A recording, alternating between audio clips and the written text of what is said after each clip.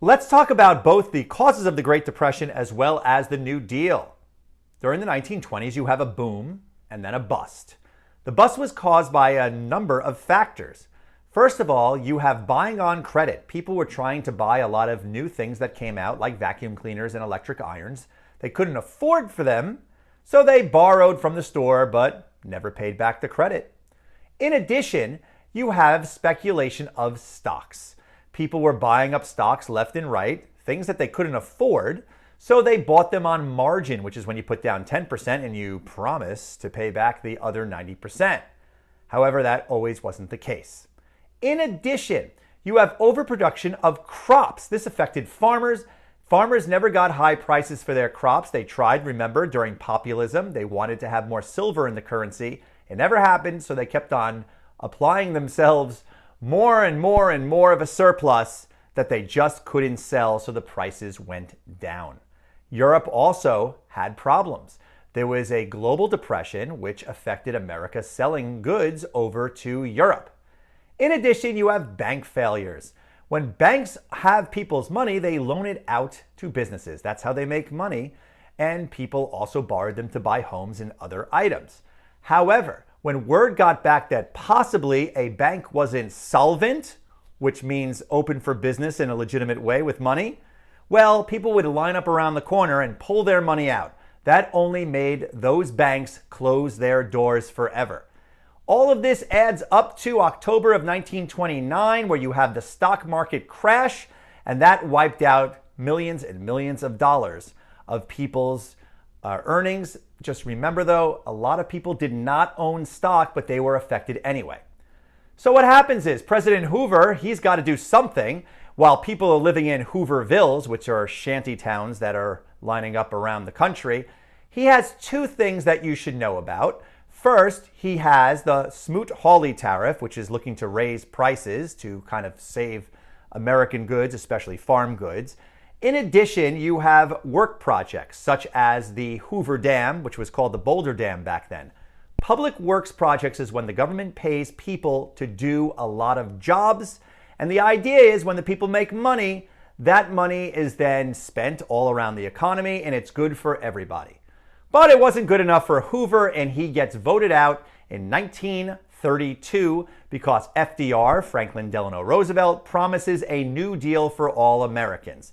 FDR's New Deal spoke about the 3 R's: relief, recovery, and reform to improve the economy. In addition, he used new technology, which was the radio, to provide the fireside chats, which looked to calm Americans and talk to them as if they were friends to tell them, hey, we're going to get out of this Great Depression. In the first 100 days, FDR has a lot of legislation that you need to know. Some of it is still around today, such as the FDIC. That insures up to $5,000 back then of people's money in the bank so they wouldn't pull it out. In addition, you have the creation of public works programs. You have the CCC and the PWA.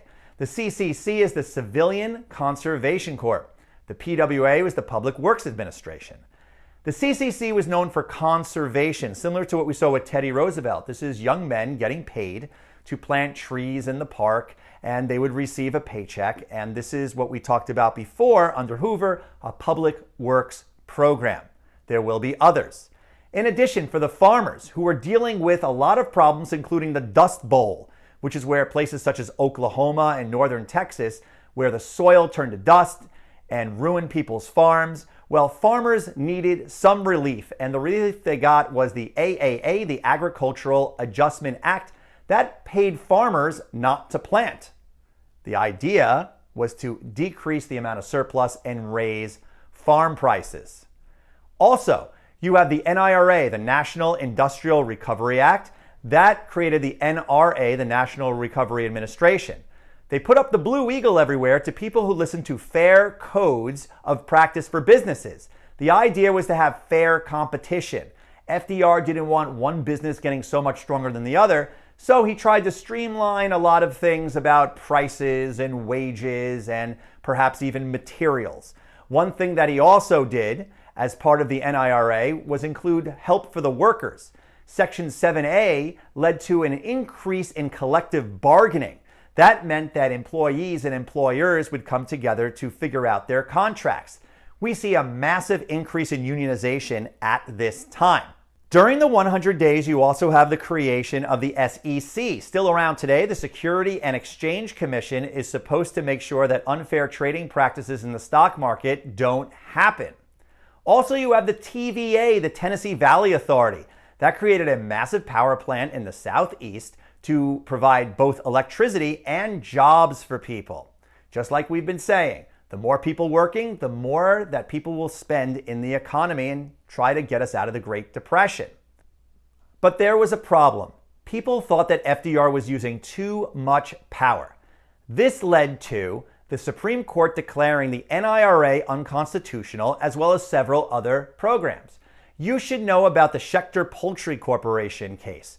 Schechter Poultry led to the end of the NIRA, including the collective bargaining.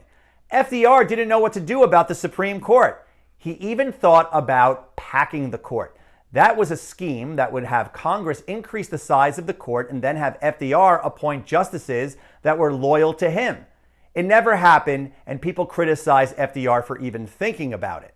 Instead, Congress got back to work and started what's called the Second New Deal, which is more about recovery and reform.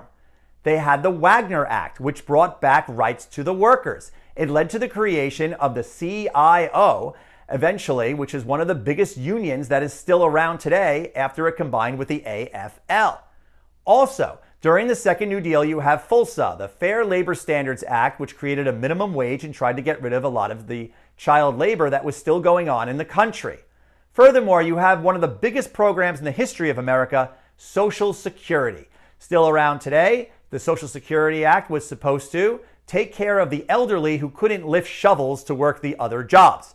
In addition, we have the WPA. The WPA is the Works Progress Administration, which was created to build buildings around the country as well as help out artists who perhaps were writers or people who wanted to put up murals, putting a lot of money into the economy. However, a lot of people criticized this. They said it was boondoggling, which means putting up useless things just so people could get to work.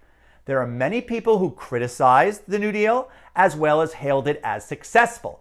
As far as the critics are concerned, you need to know about Huey Long. He said that the New Deal did not go far enough. He wanted to share the wealth. Father Coughlin said that the banks should be nationalized. In addition, you have Republicans who criticize the New Deal as being a waste of money, get us into a lot of debt, and it was too much overreaching power of FDR. However, FDR's allies said the New Deal was great.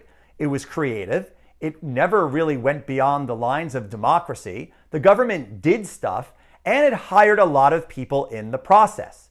In addition, today, some of the New Deal programs are still around, including FDIC, Social Security, and the SEC. The New Deal also popularized a precedent known as deficit spending. The idea came from British economist John Maynard Keynes, where the United States would raise taxes and issue bonds to help pay for all of the New Deal programs. This was known as pump priming and is still used today as America increases its debt to help pay for things to boost the economy.